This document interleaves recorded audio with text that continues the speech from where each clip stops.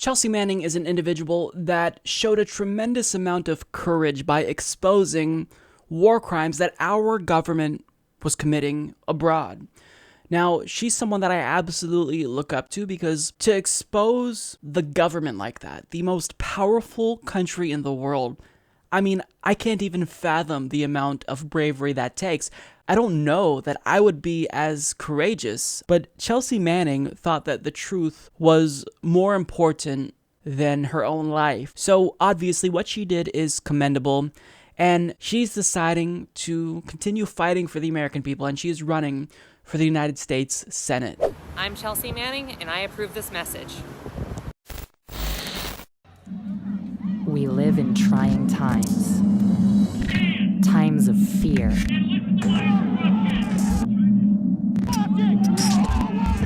Of suppression.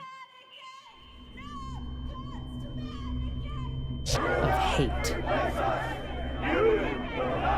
We don't need more or better leaders. We need someone willing to fight. We need to stop asking them to give us our rights. They won't support us. They won't compromise. We need to stop expecting that our systems will somehow fix themselves. We need to actually take the reins of power from them. We need to challenge them at every level. We need to fix this. We don't need them anymore. We can do better. You're damn right we got this. So this is incredibly exciting, and I definitely look forward to hearing about her policy positions. I mean, everything is new, so I hope that she releases a platform soon, and I hope that she runs on a very progressive campaign, or runs a very progressive campaign. But from the looks of it, I mean, it seems great. She's already endorsing the idea of universal basic income, so if she were in the United States Senate, that would be huge. So needless to say, I'm excited about her campaign. However, the response to Chelsea Manning's announcement was incredibly troubling.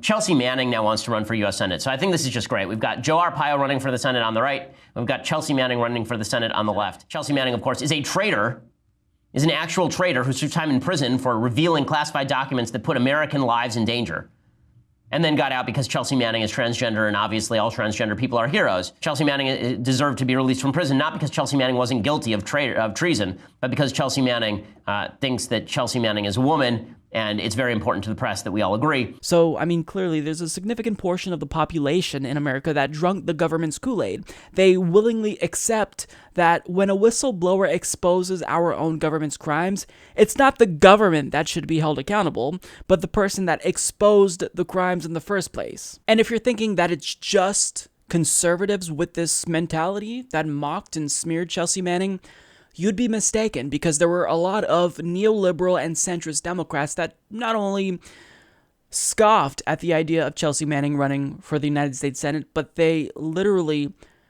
insinuated that she was a Russian puppet. Not even kidding about that. So we're going to turn to an article written by Glenn Greenwald for The Intercept, and at first you may be taken aback by the language he's using because he invokes identity politics quite a bit, but towards the end of the article it's going to make sense as to why he's doing this. It's to really expose the amount of hypocrisy that the Democratic Party establishment exhibited in the past. So he argues, over the weekend, Chelsea Manning announced her candidacy for the U.S. Senate by posting a video outlining the broad themes of her campaign. Manning, a whistleblower who served 7 years in the U.S. military brig for exposing systemic U.S. war crimes, was held under prison conditions so brutal that the UN formally denounced them as inhumane. While her whistleblowing made her a hero around the world, Manning has also now become an icon of LGBT equality and trans rights, with an act of profound bravery that at least matches, if not surpasses, her whistleblowing. She announced her transition and demanded the dignity and treatment to which she was entitled while she was imprisoned in the middle of a sprawling U.S. military base in a brig at Fort Leavenworth, Kansas. Since her release from prison, she has become a visible and outspoken advocate for the rights of trans people. She has used her position as a Guardian columnist to stake stake out a wide range of positions, including drafting a proposed law to provide protections for whistleblowers. She certainly has more political experience and activism than many other Senate candidates previously supported by the Democratic establishment. Al Franken comes to mind as one example. If elected, Manning would become the first trans woman ever and the youngest woman ever to serve in the U.S. Senate. Manning's opponent in the Democratic Party primary is one of the most standard, banal, typical privileged, and mediocre politicians in the U.S. Congress, Benjamin Cardin, a 74-year-old white straight man who is seeking his third 6-year Senate term. Cardin's decades-long career as a politician from the start has been steeped in unearned privilege. He first won elective office back in 1966 when his uncle, Maurice Cardin, gave up his seat in order to bequeath it to his nephew, Benjamin. With this dynastic privilege at his base, he has spent the last 50 years climbing the political ladder in Maryland.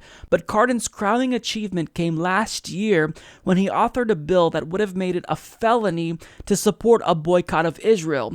A bill that was such a profound assault on basic First Amendment freedoms that the ACLU instantly denounced it, and multiple senators who had co-sponsored Cardin's bill, such as Senator Kirsten Gillibrand, announced that they were withdrawing their support. Despite all of this, or perhaps because of it, establishment Democrats wasted no time in mocking and denouncing Manning's bid to become the first ever trans woman in the Senate, instead quickly lining up in support behind the straight white male who has wielded power for decades. To demean Manning, many of these establishment Democrats invoked the primary tactic they now reflexively use against anyone they view as a political adversary. They depicted her as a tool of the Kremlin whose candidacy is really just a disguised plot engineered by Moscow. Leading the way in spreading this obviously deranged but acceptable in DC conspiracy theory was Neera Tanden, the president of the largest Democratic Party think tank in Washington. Last night, Tanden spread a viral tweet that strongly implied, without even pretending to have a shred of evidence, that the Kremlin had engineered Manning's candidacy as a punishment for Cardin's hardline position on Russia. And that tweet reads, Senator Cardin authored and released a 200-page masterpiece on Russian influence in Western elections. Suddenly, he has a primary from Kremlin stooge Assange's WikiLeaks primary source, Chelsea Manning. The Kremlin plays the extreme left to swing elections. Remember that. But this is the climate in Washington. No conspiracy theory is too moronic, too demented, too self-evidently laughable to disqualify its advocates from being taken seriously, as long as it involves accusations that someone is a covert tool of the Kremlin. That's why the president of the leading Democratic think tank feels free to spread this slanderous trash. Why have so many establishment Democrats so quickly decided to back a white straight male politician steeped in privilege while devoting themselves to opposing a candidate who would make history by becoming the first trans woman ever elected to the U.S. Senate, in the process of inspiring trans youth around the world and helping to erode the stigma that has made them so vulnerable to discrimination and violence? One can certainly make an argument that the license they've granted themselves here to prioritize ideology and politics over identity is a reasonable one, but one wonders whether they intend to maintain a monopoly on this license or extend it to others. So, what Glenn Greenwald is doing here is brilliant. He is invoking identity politics and using identity politics in order to expose just how hypocritical neoliberal centrist Democrats are in their use of identity politics. So when we were opposed to Hillary Clinton, well, of course it was because we were sexist. And when they realized that we weren't smitten by Kamala Harris like centrist Democrats were, well, then they said we were not only sexist, but racist as well. So neoliberal Democrats have maintained consistently so over the past couple of years that you can't be opposed to someone based on ideology or policy if they are, in fact, a woman or a woman of color. Otherwise, you are a sexist or a racist Bernie bro. But here they are now, backing an old straight white male who's privileged over a transgender woman. Makes sense. Now, Chelsea Manning is a hero. There's no doubt about that. You can't question that. And if you do question that, think about how the world views Chelsea Manning. If someone in Saudi Arabia exposed their government's war crimes, we would view that individual as a hero. But instead, in the United States, she's viewed as a traitor.